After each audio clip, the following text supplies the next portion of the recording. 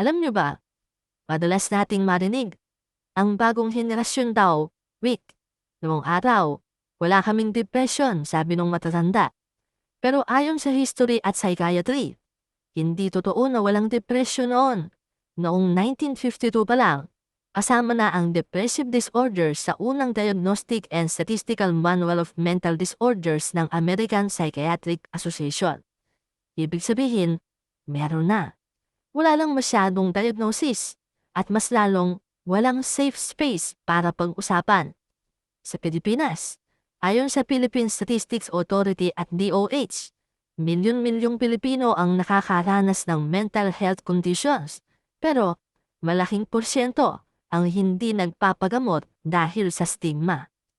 Ayon din sa World Health Organization, higit 280 million people worldwide ang may depression.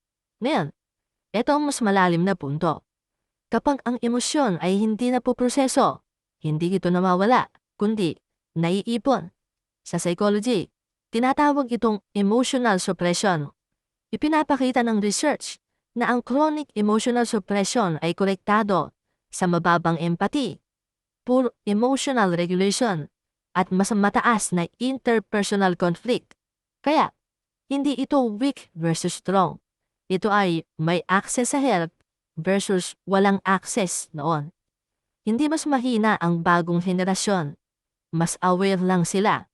At baka ang tunay nga na lakas ay hindi ang pagtitiis ng tahimik, kundi ang pag-amin na may sugat at paghingi ng tulong.